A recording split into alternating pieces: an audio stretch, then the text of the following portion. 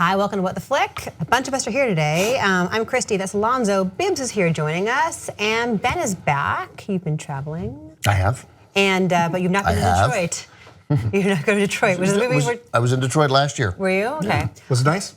It's great. Yes. No, it's great now. Yeah. So we're talking about Detroit. We're playing catch up with Detroit, which opened a limited release last weekend. It is going nationwide this Friday. Alonzo will describe the latest from Catherine Bigelow. So yeah, Catherine Bigelow and screenwriter Mark Boal, who last collaborated on Zero Dark 30, take another look at America's dark history. This time, the Detroit riots of 1967, specifically a standoff between police and some basically innocent people who they had captured in the Algiers motel and proceeded to torture and treat very badly in the midst of what was already a really cataclysmic civil rights riot. Take a look. When you're black, it's almost like having a gun pointed at your face. It's like this. Hey, boy, what you doing on my street? Get that gun off me. Or what? Who's shooting? Oh, man. It's just a start. It just starts races. Army taking fire. Shots fired near the Algiers motel. Hey, y'all, there's a bunch of police outside right now.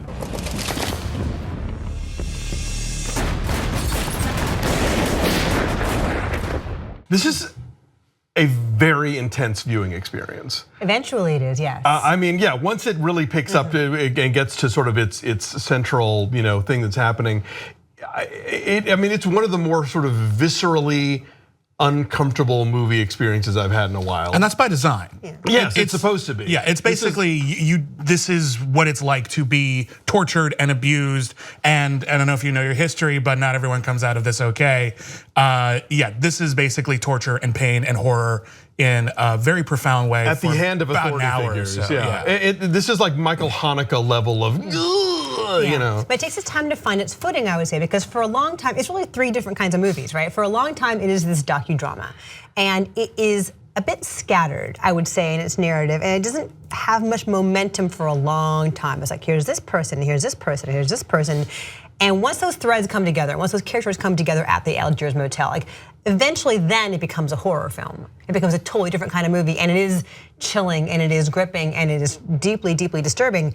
And then it becomes something else entirely in like the last bit. It becomes a courtroom drama. Right. And all that tension and all that deeply visceral pain and dread that we experience just kind of dissipates strangely. But I it changes. I don't think that's a bad thing. No, let's go. I think the idea is let's plunge you into this horrifying situation and then let's step back and take a breath and see how the system treated the people who perpetrated it. And spoiler. Yeah, we live in America, spoiler.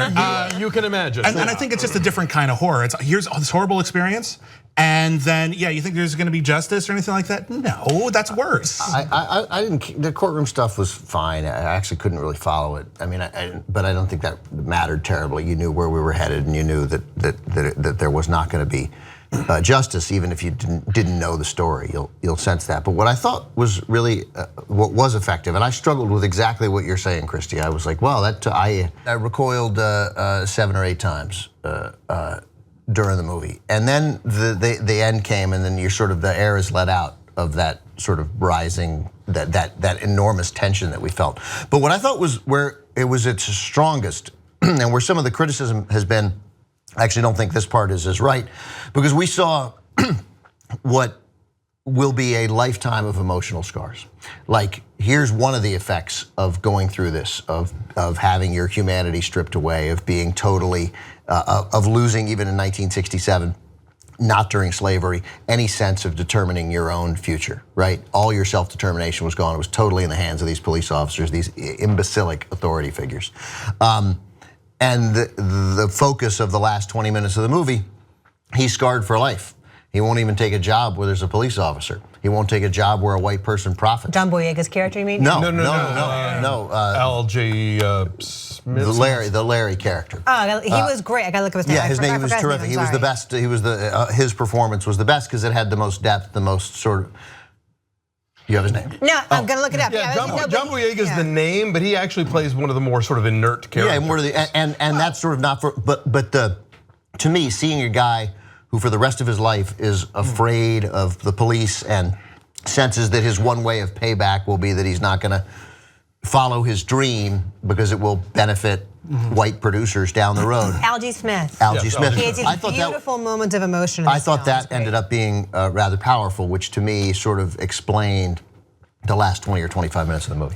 I think you have to have that last part because like if it's just the middle, then it's like here's this horrifying thing that happened. And the last part sort of puts it into context of this is a horrifying thing that society allowed to happen and continues to allow to happen. No, you need to know. You need to know the coda. You need to know what, because they are real people. This is our history. We need to know what happened to them. But I feel like tonally, like thematically, it just sort of like sort of dissipates in a way that is detrimental to the film as a whole. I agree. I think the middle part is so, I wouldn't even say strong, I would just say concussive.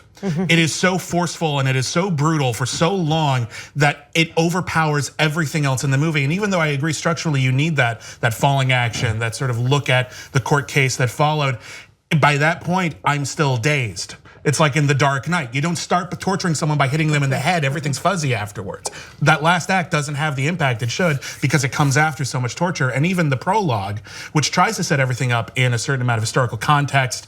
America is a racial pressure cooker waiting to boil over. This is gonna happen. Setting up the characters. It's all just, the movie is called Detroit. It's not about Detroit. And I don't think it's about a larger context other than horrible stuff is happening right now and horrible stuff happened then. Yeah.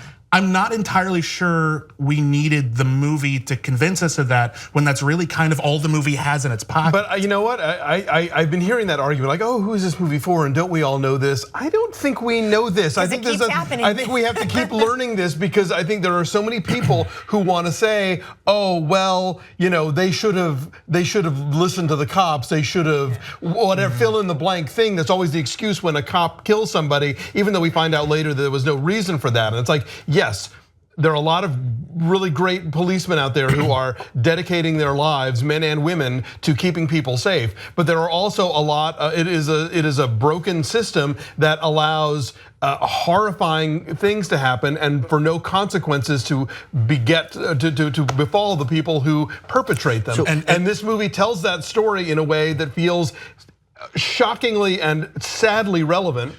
And I think it does so really powerfully, even though it does, yes, not operate at the same level of intensity throughout, it all worked for me. If I may just clarify my comment, I think that's there, and that's one of the reasons why I don't think the film is a wash.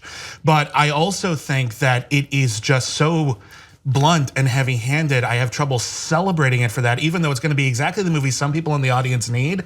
I think it's gonna come across to other people as exploitative and just sort of punishing for its own sake, and I think that's a valid interpretation. But not if you look at it in the context of what Catherine Bigelow's movies are. This is somebody who is interested in expressions of power and official expressions of power and about violence and about the way that people exert control over one another. And I don't think she's usually as heavy-handed as this. That's my only argument. I mean, I can see how people would think it is exploitative. I don't think that was her intention in making it. I think she meant to tell a story that would be enlightening. Yeah, and sadly Mark Bowl said he went and he talked to these guys, the people who had experienced that, the people who were in the Algiers hotel in 1967, and simply thought their story was worthy of being told. I thought, I didn't sense, except the end where it's quite deliberate, any sort of ebbs and flows of the intensity. Obviously, the crux of the movie, the hour spent in the Algiers hotel, is the most intense. But right at the beginning, I was recoiling at the first shooting. I mean,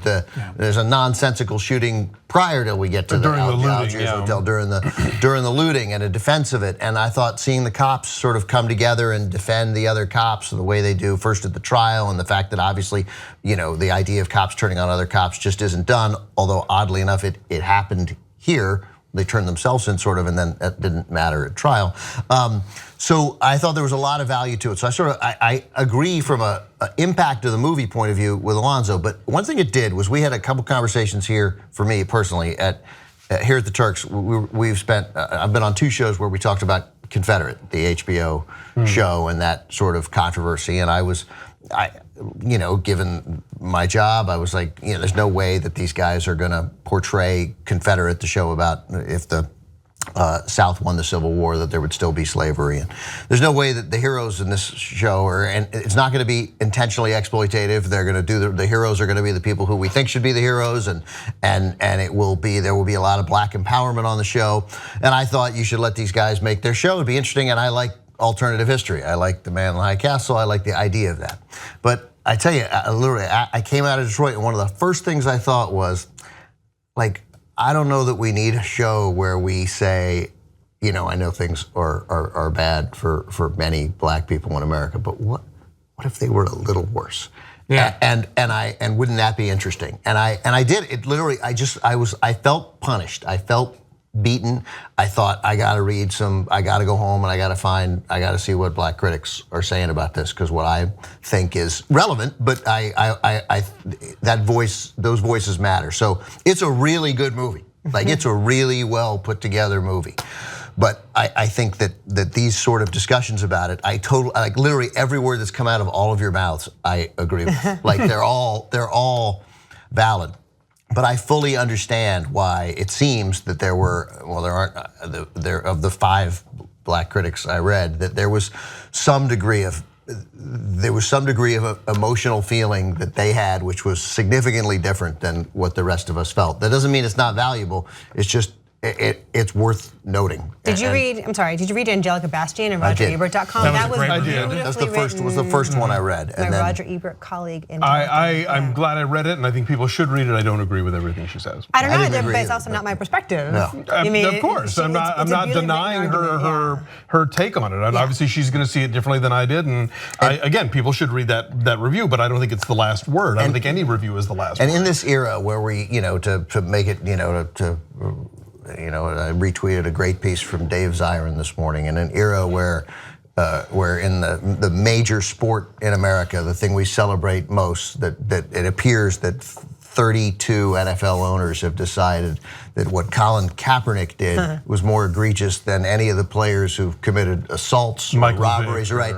And a guy who is now literally giving himself back to his community with his time and his money and his effort, that he can't get a job. That while we've seen plenty of movies like 12 Years a Slave, not all is good, but like there probably is value, back to Alonzo's point, in seeing a movie about police brutality and being able for all of us white people to recognize, hey man, we're at the 50th anniversary of this, and I guess it's better, but it is not substantively better. Did you guys think that Will Poulter as the main police officer was just like cartoonishly evil? No. Sadly, I've met people like that. No, he felt all too realistic. And was consistent, and he was like feeding off the power. Wasn't he the one in the beginning when the three of them were in the car together, who seemed to be saying the most sort of thoughtfully progressive stuff? Yes. Okay. Makes you think. But then when he gets a little taste of what it's like to wield power and the bloodshed. But besides him, the whole supporting cast is really great. Anthony Mackie's in a couple of scenes toward the end, and he's very good. Jacob Lattimore is also great. He's having a good year. He really like him in is. Slight. I do too. And Jason Mitchell, who was Eazy-E in Straight Outta Compton, he is great in this. In just like 1 or 2 scenes as one of the various people hanging out at the motel. And one of the other cops is Jack Rayner. Jack Rayner. Yeah, from Sing Street. It's a good cast. Overall, great cast. And the sound design is really startling. This is a noisy movie, but in ways that are like relevant and immersive, and it crackles. The gunshots here felt startling the way gunshots do in real life, which they don't always. It felt like, the sound was like Dunkirk to me. You felt fully sort of I couldn't understand a word anybody said in Dunkirk, but it was that movie was. The sound was totally immersive. They were saying, let's get on the boat. Right, it's what I literally. That's all they were saying. No, but my wife, guys, let's get on it. But my wife would, she'd lean over, she'd be, what do you say? I'd be like, I don't know, they want to get off the beach. It's English. Yeah, that's right, yeah. Look, there's Tom Hardy with a mask on. So what are our numbers then? What'd your numbers? I think I gave it a 7.7. It's a 7.7, yeah. I gave it a 6.5. It'll punch your teeth out, but whether or not you want your teeth punched out is a really, really good question you might want to ask yourself. I'm high on this one. I give it a 9. It's one of my favorite films this year. Okay, I'm saying 7, so our number is a 7.6. Yeah, I'm glad we had the time to come back and talk about this. And you guys should go check it out since it is opening nationwide this weekend for the discussion afterward, if nothing else. Bye.